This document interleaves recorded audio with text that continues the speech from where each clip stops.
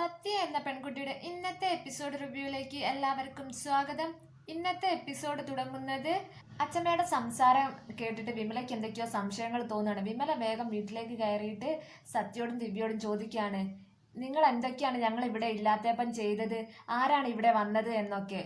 പക്ഷേ ദിവ്യയും സത്യ ഇവിടെ ഒന്നും സംഭവിച്ചില്ല എന്ന രീതിയിലാണ് സംസാരിക്കുന്നത്. അന്നേരം വിമലയ്ക്ക് ദേഷ്യം വരും. അന്നേരം അച്ഛമ്മ ഒരു കഥ പറഞ്ഞു കൊടുക്കും. ഇലയുടെയും മുള്ളിന്റെയും കഥയാണ് അച്ഛമ്മ പറഞ്ഞു കൊടുക്കുന്നത്. അച്ഛമ്മ പറയാണ്, ഇലയുടെ കഥ നമുക്ക് എല്ലാവർക്കും പാഠമായിരിക്കണം.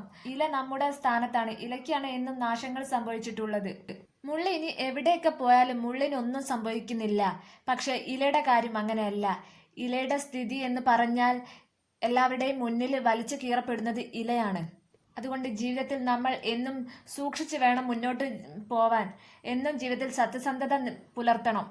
നമുക്ക് അവകാശപ്പെട്ടത് എപ്പോഴാണെങ്കിലും നമ്മളെ തേടി വരും. അത് വിവാഹം കഴിക്കുന്ന കാര്യത്തിലാണെങ്കിൽ പോലും. വിവാഹത്തിന് മുമ്പും ശേഷവും മറ്റൊരാളെ ചേർത്ത് നമ്മളെ പറ്റി കഥകൾ ഉണ്ടാക്കി പറയാനുള്ള അവസരം നമ്മളായിട്ട് ഉണ്ടാക്കി കൊടുക്കരുത്. വീട്ടിൽ ആരുമില്ലാത്ത സമയം നോക്കി നമ്മളെ വിവാഹം ഉറപ്പിച്ചു വെച്ച പയ്യനാണെങ്കിൽ പോലും അവരെ വീട്ടിലേക്ക് വിളിച്ചു കയറ്റരുത്. ആ വീട്ടിലെ പെൺകുട്ടികളുടെ അടുത്ത് ആരുമില്ലാത്ത സമയം നോക്കി അവിടെ പുരുഷന്മാർ വന്നു പോകുന്നു എന്ന് ആൾക്കാരെ കൊണ്ട് പറയിപ്പിക്കരുത് എന്ന് അച്ഛമ്മ സത്യയോടും ദിവ്യയോടും പറയാണ്. ഇതേ സമയം ഇതൊക്കെ കേട്ടിട്ട് വിമല ചോദിക്കാണ്, അമ്മ ഇത്രമാത്രം പറയാൻ വേണ്ടിട്ട് ഇവര് രണ്ടുപേരും എന്താണ് ഇവിടെ ചെയ്ത് വെച്ചേക്കുന്നത്. അന്നേരം ദിവ്യ കണ്ണുകൊണ്ട് സത്യയോട് പറയാണ്, ഒന്നും പറയല്ലേ എന്ന്. ദിവ്യ തെറ്റുകാരി ആവാതിരിക്കാൻ വേണ്ടിട്ട് സത്യ അവിടെ ഒന്നും പറയുന്നില്ല. അന്നേരം സത്യ അച്ഛമ്മയോട് ചോദിക്കാണ്, അച്ഛമ്മ ഇങ്ങനെയൊക്കെ പറയാൻ മാത്രം ഇവിടെ അതിന് ആരാ വന്നു പോയതെന്ന്. ഇവിടെ ആരെങ്കിലും അങ്ങനെ ഒരു കാര്യം ചെയ്യുമോന്ന് അച്ഛമ്മയ്ക്ക് തോന്നുന്നുണ്ടോ എന്ന് ചോദിക്കാണ് സത്യ. പിന്നീട് സത്യ പറയാണ്, ഇവിടെ അങ്ങനെ ആരെങ്കിലും കയറി വന്നാൽ തന്നെ ഞാൻ ഈ വീടിന് കാവലായിട്ട് ഇവിടെ ഇല്ലേന്ന്. എന്നിട്ട് വിമലയോട് സത്യ പറയാണ്, അമ്മ എനിക്ക് വിശക്കുന്നു എന്ന്. അങ്ങനെ അവരെല്ലാവരും കൂടെ ഭക്ഷണം കഴിക്കാന്ന്. പിന്നീട് കാണിക്കുന്നത് പപ്പൻ സുധീനെ കാണുന്നതാണ്.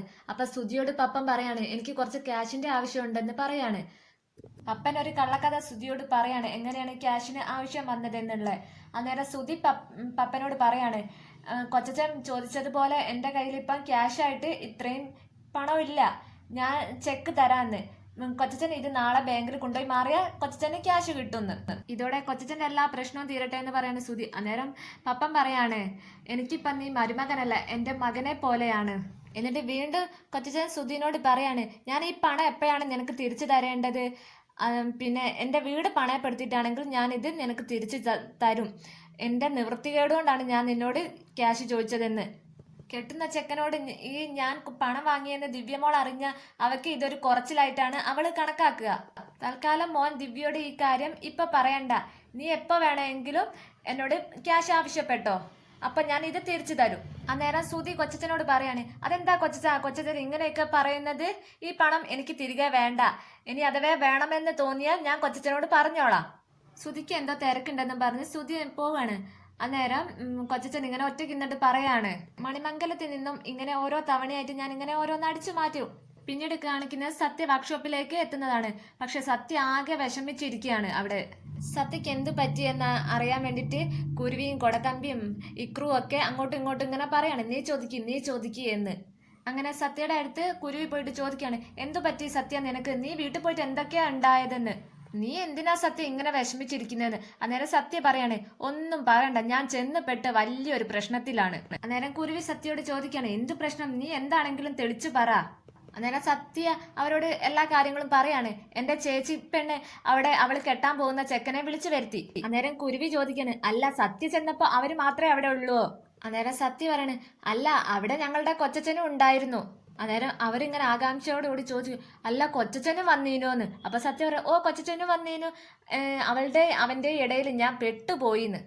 എനിക്കും ചില കള്ളങ്ങളൊക്കെ ചെയ്യേണ്ടി വന്നു. അന്നേരം ഓലി ചോദിക്കാണ്, എന്ത് കള്ളത്തരം, നീ എന്താണെങ്കിലും പറ, ഒന്ന് വ്യക്തമാക്കി പറ സത്യ, ആ പ്രശ്നങ്ങളൊന്നും ഇപ്പൊ നിങ്ങൾ അറിയണ്ട എന്ന് സത്യ അവരോട് പറയാണ്. അന്നേരം അവര് ചോദിക്കാണ്, അവിടേക്ക് വിക്രമനോ എങ്ങാനും വന്നീനോന്ന്. അപ്പൊ സത്യ പറയുന്നു, ഇല്ല വിക്രമനൊന്നും വന്നില്ലല്ലോ. അന്നേരം സത്യ വീണ്ടും അവരോട് ചോദിക്കാൻ, എന്താ വിക്രമൻ ഇവിടെ വല്ലതും വന്നീനോ, ഇവിടേക്ക് വന്നില്ല എന്ന് പറയാണ് അവര്. പിന്നെ അവർക്ക് ആകെ ആശ്വാസം എന്ന് വെച്ചാൽ വിക്രമൻ അവിടേക്ക് പോയിട്ടില്ല എന്നുള്ളതാണ്. അതിനുശേഷം സത്യയുടെ കൂട്ടുകാരൊക്കെ പറയാണ് എത്രയും പെട്ടെന്ന് വിക്രമനോട് സത്യയുടെ ഇഷ്ടം തുറന്നു പറയാൻ വേണ്ടി. ഒരാൾ മാത്രം ഇങ്ങനെ മനസ്സിൽ ഇഷ്ടം വെച്ചുകൊണ്ട് നടന്നിട്ട് കാര്യമില്ല, എത്രയും പെട്ടെന്ന് അത് വിക്രമനോട് പറയാൻ നോക്കുന്നു. ഇതൊക്കെ കേട്ടിട്ട് സത്യ പറയണേ, അമ്പടാ നിങ്ങൾക്കൊക്കെ എന്നെ കെട്ടിച്ചു വിടാൻ തിരക്കായല്ലേ, മര്യാദയ്ക്ക് നിങ്ങൾ ഇരുന്ന് പണി നോക്കുന്നു. അപ്പോഴത്തേക്ക് സത്യക്ക് ഒരു കോള് വരും. അപ്പൊ ഫോൺ ചെയ്ത ആളോട് സത്യ പറയും ഞാൻ ഇപ്പൊ വരാന്നും പറഞ്ഞിട്ട് സത്യ അവിടുന്ന് പോവുകയാണ്.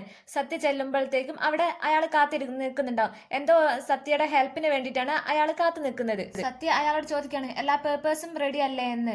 അന്നേരം അവര് ആണെന്ന് പറയുന്നു. അന്നേരം സത്യ പറയാണ് എന്നെ വിശ്വാസമില്ല സാർക്ക്, അതുപോലെ തന്നെ സാർക്ക് ഇദ്ദേഹത്തെയും വിശ്വസിക്കുക എന്ന് പറയാണ്.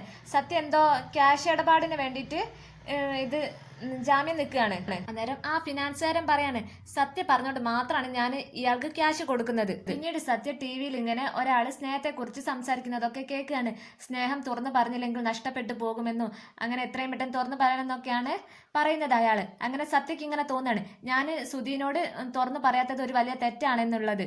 അങ്ങനെ സത്യം ഇങ്ങനെ മനസ്സിൽ വിചാരിക്കാണ് എത്രയും പെട്ടെന്ന് സുധീനോട് എന്റെ ഇഷ്ടം തുറന്നു പറയണം. പിന്നീട് കാണിക്കുന്നത് സുജിതയും പൂജയൊക്കെ പപ്പനെ കുറിച്ച് കൂടുതൽ കാര്യങ്ങൾ അന്വേഷിക്കാൻ വേണ്ടിയിട്ട് ശ്രമിക്കുന്നതാണ്. പക്ഷെ അവർക്ക് പപ്പന്റെ വീട് മാത്രമേ കണ്ടെത്താൻ പറ്റിയിട്ടുള്ളൂ, വേറെ ഒന്നും പപ്പനെ കുറിച്ച് അറിയാൻ പറ്റിയിട്ടില്ല. അങ്ങനെ സുജിത ഇങ്ങനെ ബഹളം വെച്ചോണ്ടിരിക്കുന്നവരായിരിക്കും അവിടേക്ക് രാധിക കടന്നു വരുന്നത്. അന്നേരം പൂജയ്ക്കും സുജിതയ്ക്കും പപ്പനെ കുറിച്ച് ഒന്നും അറിയാൻ കഴിഞ്ഞിട്ടില്ല. എന്നിട്ടും അവര് അവിടെ കുറെ നുണക്കഥകളൊക്കെ വിവരിക്കുകയാണ്. പപ്പൻ എന്താണ് പെണ്ണുപിടിയാനാണ് ആ കോളനിയിൽ, അങ്ങനെ കുറെ മോശമായിട്ട് പപ്പനെ കുറിച്ച് പറയാണ്. ഇതൊക്കെ കേട്ട് രാധിക സുധിയോട് ചോദിക്കുകയാണ് മോനെ ഇങ്ങനെ ഒരു ബന്ധം നമുക്ക് ആവശ്യമുണ്ടോ, ഇങ്ങനെ ഒരാളായിട്ടാണ് നമ്മൾ ബന്ധം കൂടാൻ പോകുന്നത് എന്നൊക്കെ. അന്നേരം സുധി പറയാണ് ഞാൻ അന്നെ കല്യാണം കഴിക്കാൻ പോകുന്നത് ദിവ്യനാണ്, അല്ലാതെ അവളുടെ കൊച്ചച്ഛനെ അല്ലാന്ന്. എന്തായാലും ഞാനൊന്ന് അന്വേഷിച്ചു നോക്കട്ടെ, എനിക്ക് ഏറ്റവും വേണ്ടപ്പെട്ട ആളാണ് സത്യ, അവിടെയാണ്.